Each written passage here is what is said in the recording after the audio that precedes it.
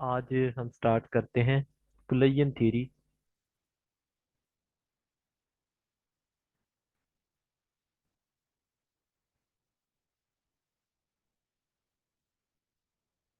कुलयन theory क्या होती है इसकी हम बात करते हैं जी।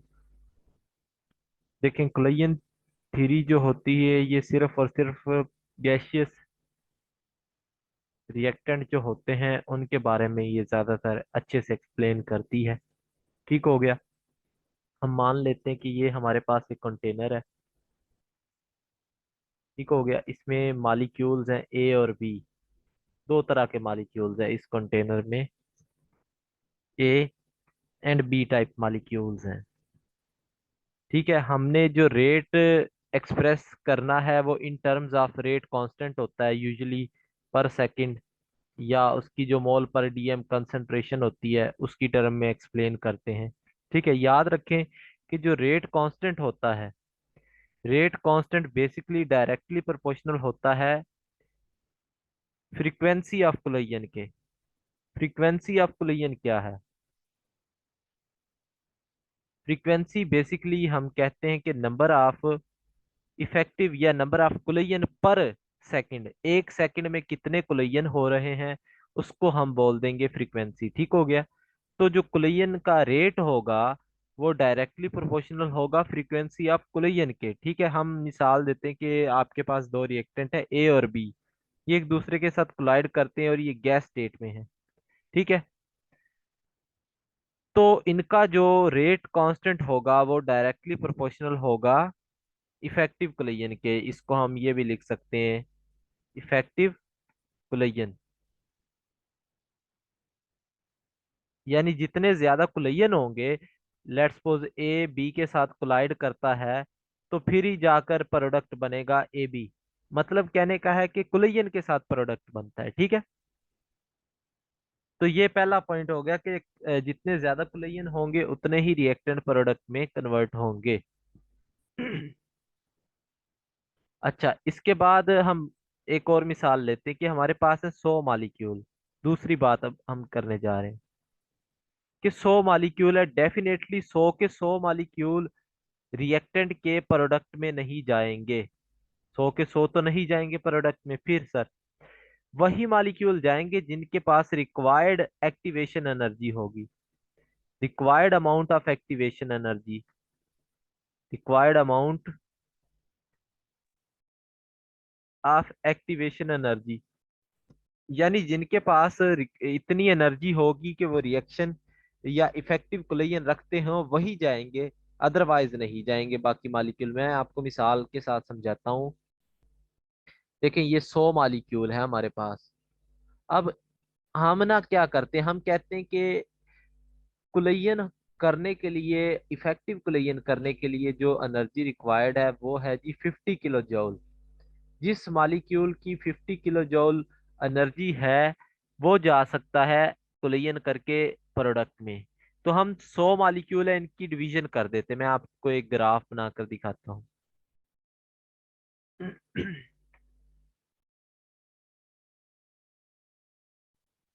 हाँ जी, ये एक ग्राफ है बेसिकली।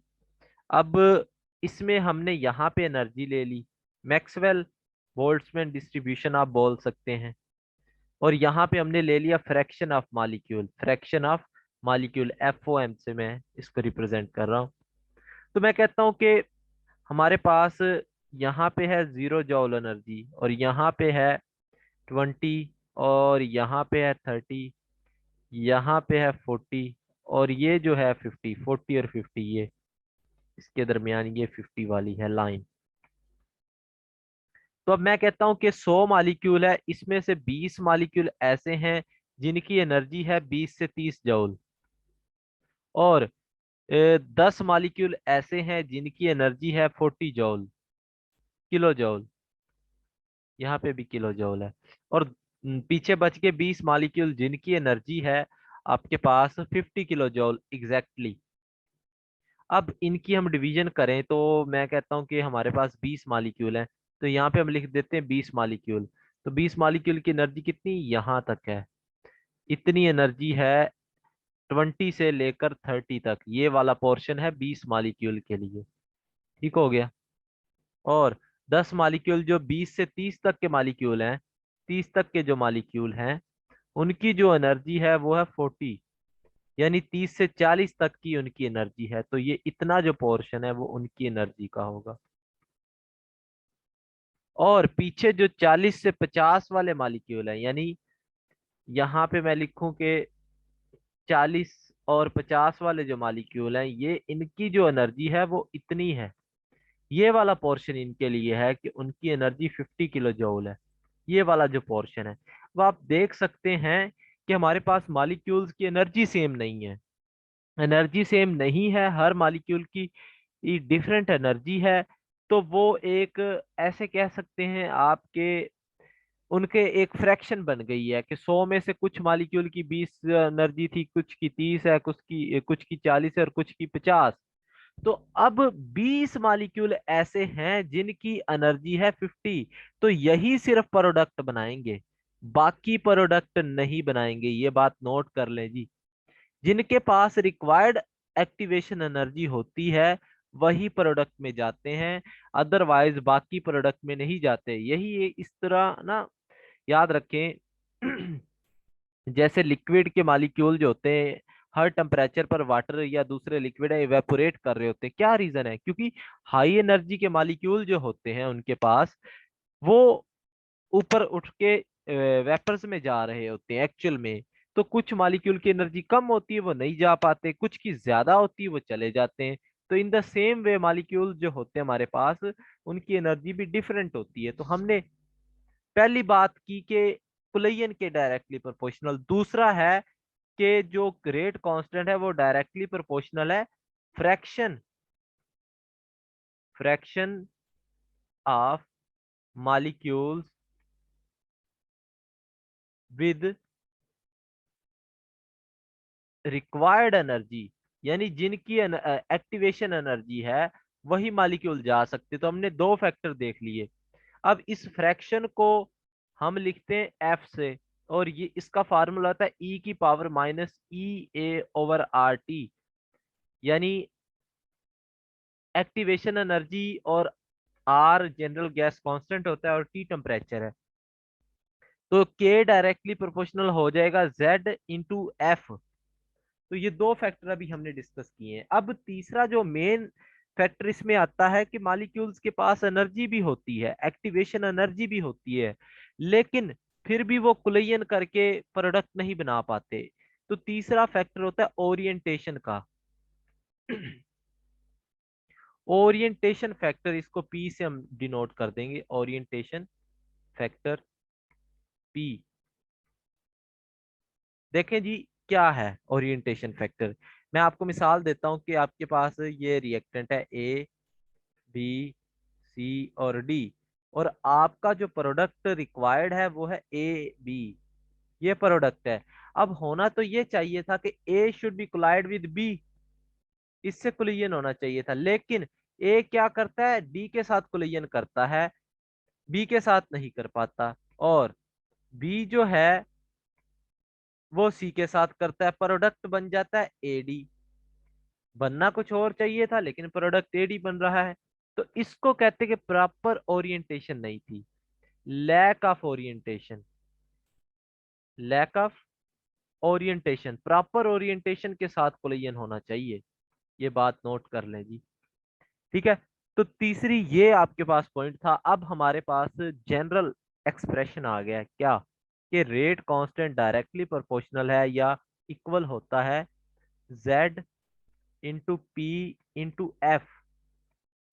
अब ये इसकी जगह पे हम वैल्यूज पुट कर देंगे Z इंटू पी, और F जो है इसकी वैल्यू है ई की पावर माइनस ई ए ओवर आर टी।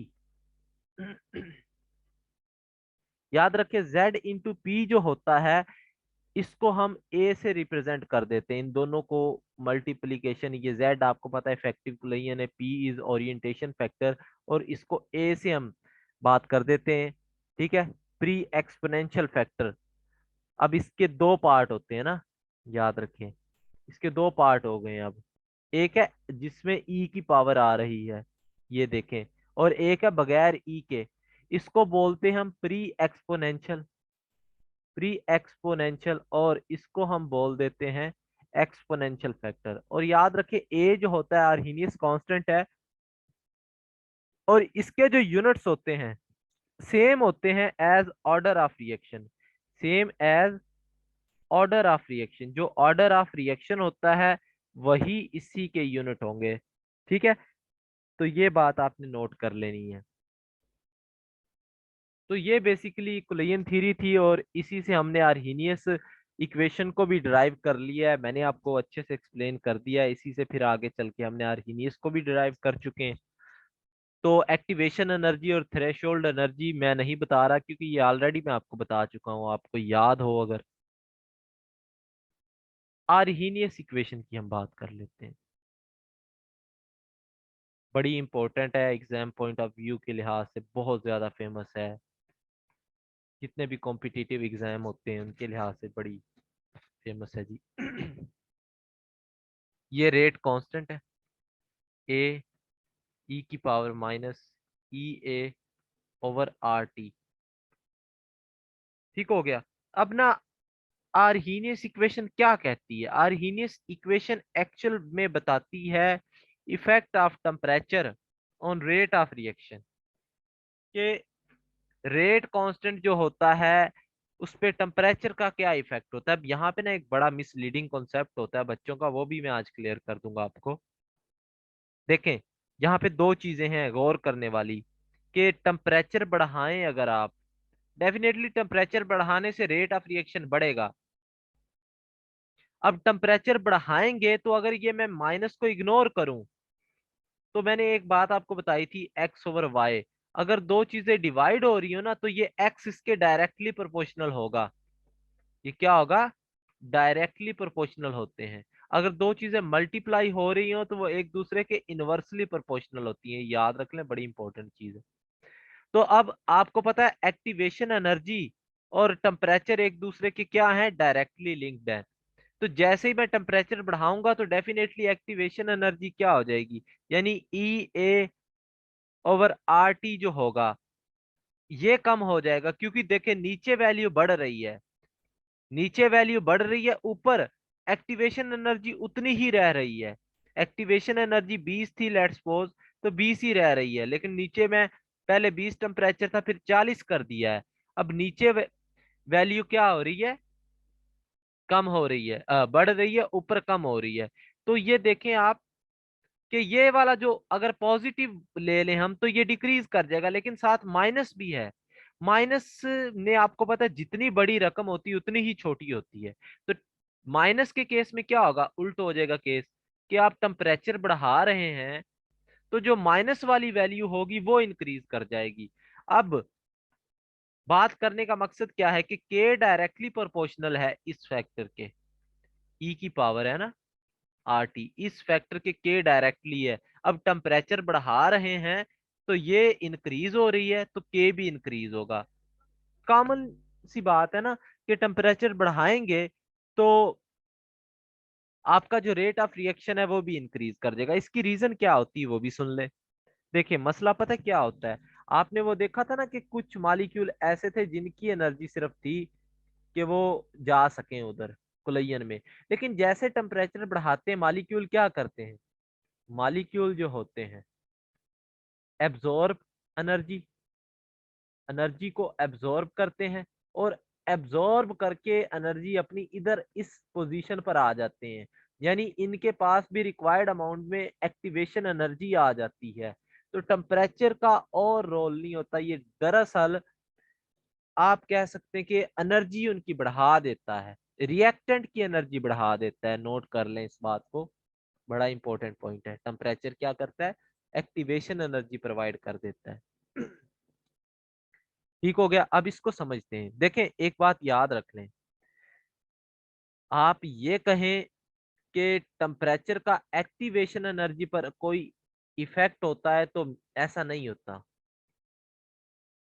ठीक हो गया, एक्टिवेशन एनर्जी अपनी जगह पर ही रहती है। ये जो मिसलीडिंग कॉन्सेप्ट है आज इसको दुरुस्त करना है आपने।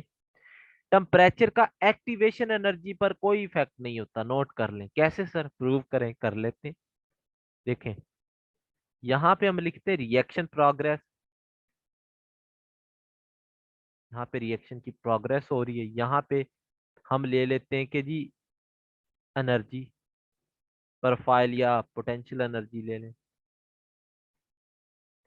पहले ये प्रोफाइल बड़े अच्छे से मैं आपको समझा चुका हूँ, वैसे रिएक्टेंट की ये एनर्जी है, पहले ये रिएक्टेंट की एनर्जी है। ठीक हो गया जी। अब ये मैं कहता हूँ 25 डिग्री पर कर्व हमें मिल रहे हैं।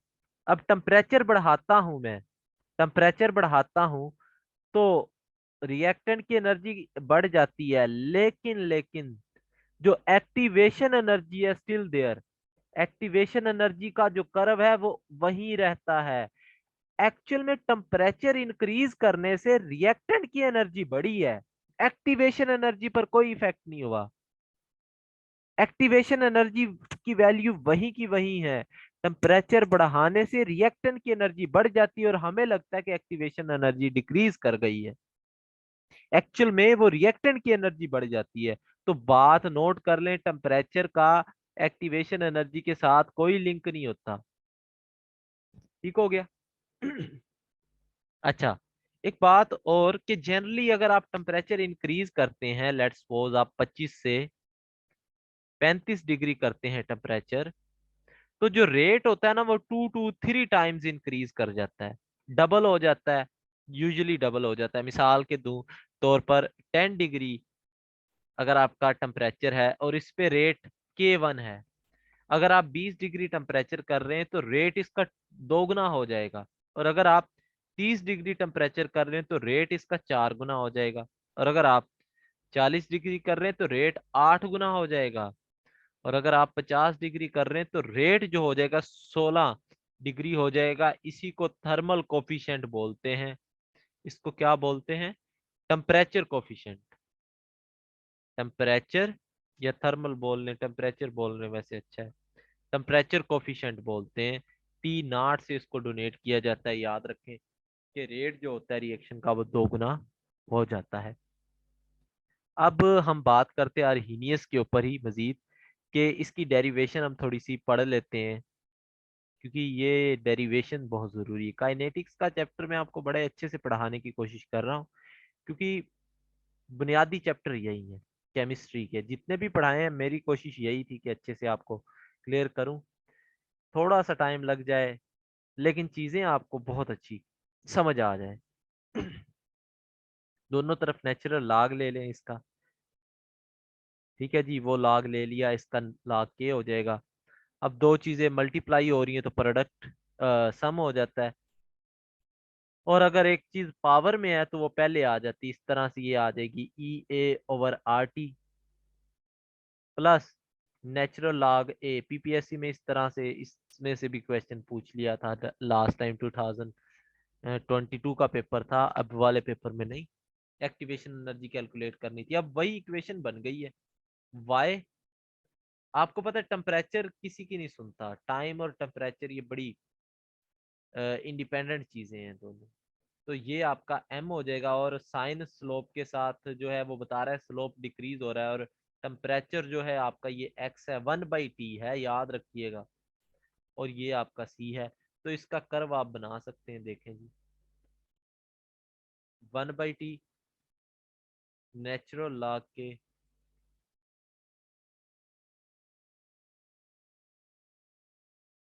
इसका जो कर्व होगा वो डिक्रीज करेगा इस तरह से एक्सपोनेंशियली। अब इसका स्लोप आप एक्सपोनेंशियली तो खत्म कर दिया, एक्सपोनेंशियल नहीं डिक्रीज करेगा। स्लोप इसका लिख लें, आपको पता चल गया slope is equal to -EA/R। और ये जो नेचुरल लॉग ए है दिस इज इंटरसेप्ट सी, ये इंटरसेप्ट है। ठीक हो गया। ये बताता है कि टेम्परेचर के साथ रेट कांस्टेंट का क्या लिंक है, इस बात को एक्सप्लेन करता है। बात पता है क्या आता है, क्वेश्चन ये पूछ लेते हैं कि जी एक्टिवेशन एनर्जी गिवन है और स्लोप आपसे पूछ लिया, या स्लोप गिवन है, एक्टिवेशन एनर्जी बता दें, और इसको कन्वर्ट करके भी आप निकाले। ये जो लाग होता है ना, ये दूसरे लाग में कन्वर्ट कर लें, सिंपल जो लॉगरिथम होता है 10 की पावर वाला, तो ये इस तरह से कन्वर्ट हो जाता है। ठीक है, तो 2.30 3 से मल्टीप्लाई करना होता है। ठीक हो गया, तो इधर भी मल्टीप्लाई, तो एक्टिवेशन एनर्जी के नीचे ये आ जाएगा। इस तरह से आप वो इसकी जगह पे वैल्यू पुट कर सकते हैं, नेचुरल लॉग को दूसरे लॉग में कन्वर्ट कर लें। तो ये एक इसका मेथड था। फिर इसी इक्वेशन को हम अगर कहें कि नेचुरल लॉग K1 है, यानी अगर हमारे पास दो टेम्परेचर दिए हुए हैं, फिर हम क्या करेंगे, दो टेम्परेचर पर आर्हीनियस इक्वेशन किस तरह से ड्राइव करेंगे। तो इसको हम मान लेते हैं इक्वेशन 1। इसी तरह हम नेचुरल लॉग K2 और इसको हम मान लेंगे E A। देखें एक्टिवेशन एनर्जी पे टेम्परेचर का कोई इफेक्ट नहीं, इसीलिए हम उसको एज इट इज लिख रहे हैं। और जो आर्हीनियस कांस्टेंट है, basically it is a constant parameter, तो इस पे कोई टेम्परेचर का रोल या इफेक्ट नहीं होता। आर तो वैसे ही कांस्टेंट है अल्लाह की तरफ से ही। इक्वेशन 1 और 2 को आपने सब्ट्रैक्ट कर देना, माइनस कर देना है एक दूसरे में से। तो ये बन जाएगा क्या, मैं आपको फाइनल फॉर्म लिख देता हूँ, natural log K2 over K1 EA over R T2 minus T1 T2, ये बन जाएगा। अब आपने इसको कन्वर्ट करना है दूसरे लॉग में, तो आपको मैंने बता दिया है 2.303 log 10 K2 over K1 EA over R T2 minus T1 T2, ये और इसके साथ ये पावर नीचे ले जाएं। अब ये K2 मतलब है कि ये K2, लेट्स सपोज मैं आपसे कहता हूं कि ना हमारे पास रिएक्शन है, उसका टेम्परेचर T1 है जी।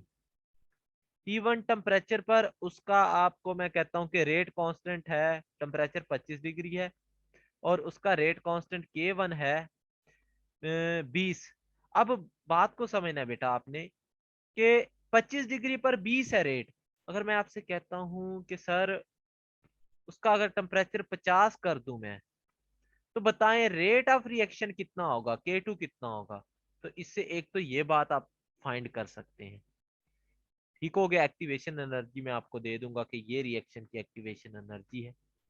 फिर आपको K1 गिवन है, K2 गिवन है, और आपको T1 गिवन है। आपसे पूछ लिया जाता है T2 टेम्परेचर कितना होगा कि इतना रेट उसका इंक्रीज कर जाए, तो ये आपसे पूछ सकते हैं। तो ये बेसिकली एप्लीकेशंस है आर्हीनियस इक्वेशन की। आपको ना फार्मूले के बाद उसकी इंटरप्रिटेशन आना बहुत जरूरी है, इस बात को मद्देनजर रखें। अगर आपने एक फार्मूला वैसे ही रट लिया है और उसकी आपको फिजिकल सिग्निफिकेंस का नहीं पता, तो कोई फायदा नहीं है उसमें। तो ये आपके पास थी आर्हीनियस इक्वेशन। आई थिंक हमने अच्छे से इसको कवर कर लिया है। इसके बाद बात करते पैरेलल रिएक्शन की।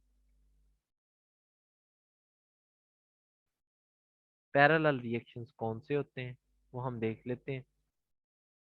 देखें, the reaction in which reactant reactant gives two or more products, दो या दो से ज्यादा प्रोडक्ट्स दें, ठीक है, फॉलोइंग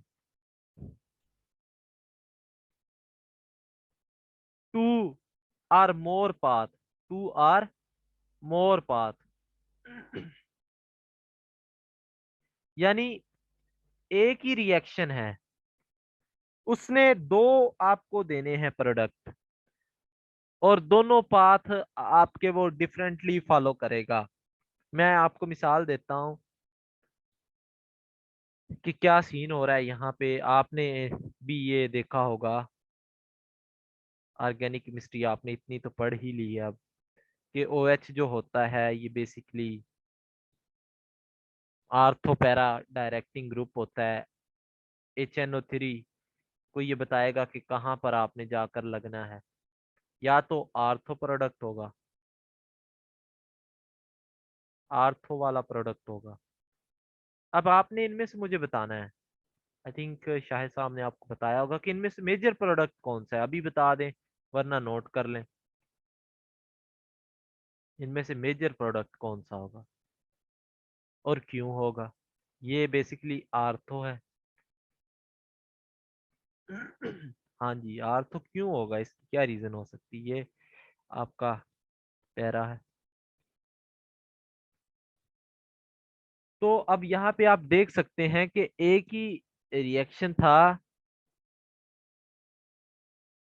एक ही रिएक्शन था, तो उसने दो प्रोडक्ट्स दे दिए हैं, ठीक हो गया।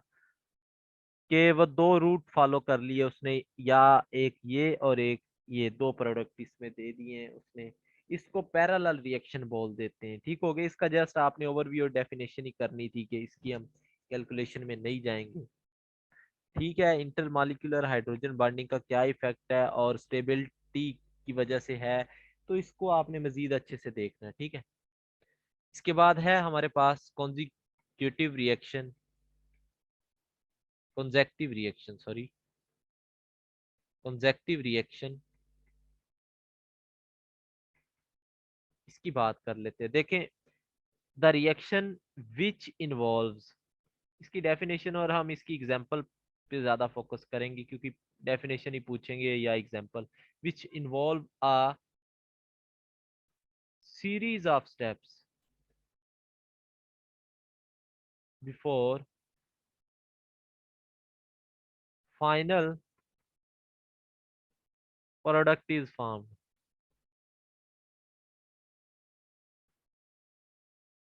formed are termed as reactions. मैंने वे स्टार्ट लिया, या आप टर्म इज टर्म कर लें, वो अलग बात है। Termed as conjunctive reaction,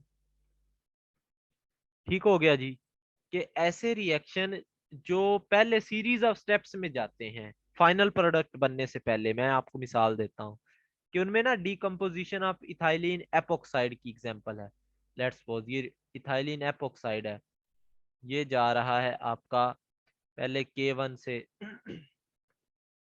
CH3CHO, ये बनता है, फिर ये टूटता है और K2CH4 में जाता है, ठीक हो गया।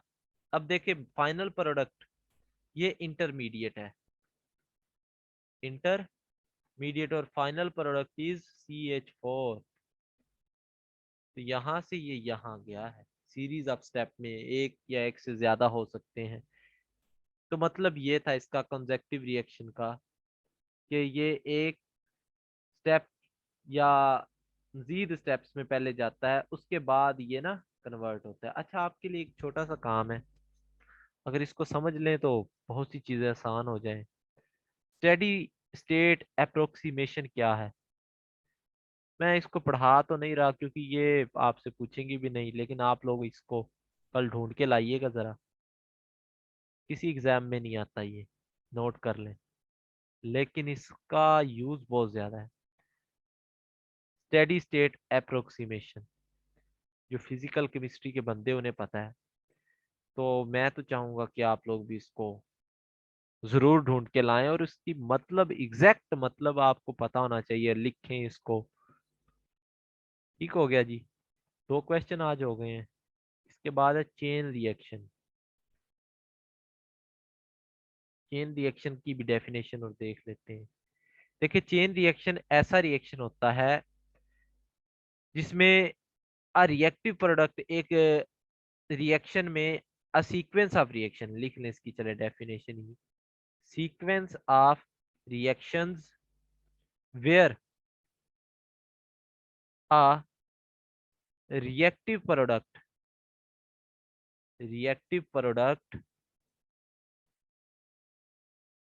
काज एडिशनल रिएक्शन। वो आपने ना पंजाबी में सुना हो शायद, भुंडो की खक्खड़ बोलते हैं उसको, एडिशनल रिएक्शन, कि उसको नहीं छेड़ना आपने। क्या होता है उसमें, जिसमें हम तो पंजाबी में यही कहते हैं, अगर आप उसको छेड़ देना तो फिर आपकी वो शामत आ जाएगी, जहाँ पे वो जत्था नहीं उनका लगा होता, जहाँ पे काफी सारे वो होते हैं, जो मक्खियां होती शहद की या दूसरे जो होते हैं। तो अगर एक दफा छेड़ दिया ना, फिर आपकी शामत आ गई है। तो ये रिएक्शन भी ऐसा है इसको अगर आपने एक दफा स्टार्ट करवा दिया ना, फिर आपकी शामत आ गई, ये नहीं रुकेगा। ठीक हो गया। तो ये ऐसा रिएक्शन होता है। इसकी एग्जांपल आपको सिंपल मैं देता हूँ, फ्री रेडिकल जो होते हैं रिएक्शन। आपको पता है फ्री रेडिकल रिएक्शन जब एक दफा स्टार्ट हो गए फिर बड़ा मुश्किल होता है। इनके तीन स्टेप होते हैं जी। पहला है chain initiation step. Chain initiation step. दूसरा होता है जी chain propagation step. Propagation step. तीसरा होता है आपके पास चेन टर्मिनेशन स्टेप। वही तीन स्टेप सदियों से फॉलो कर रहे हैं। Termination step. पहले स्टेप में क्या होता है कि कोई ना कोई फ्री रेडिकल फॉर्म होगा और वो आगे जाके काम करेगा अपना सारा। चेन प्रोपोगेशन में फिर आगे रिएक्टिव स्पीशीज जो होंगी वो चलती जाएंगी। फिर चेन टर्मिनेशन में क्या होगा, उनका अंत होगा, एंड हो जाएगा उनका। तो ऐसे रिएक्शन को आप चेन रिएक्शन बोल देते हैं। ठीक है। एक तो ये हो गया। इसके बाद आप लोग दोबारा से मीटिंग ज्वाइन करें फर्दर, फिर हम इसको देखते हैं जी।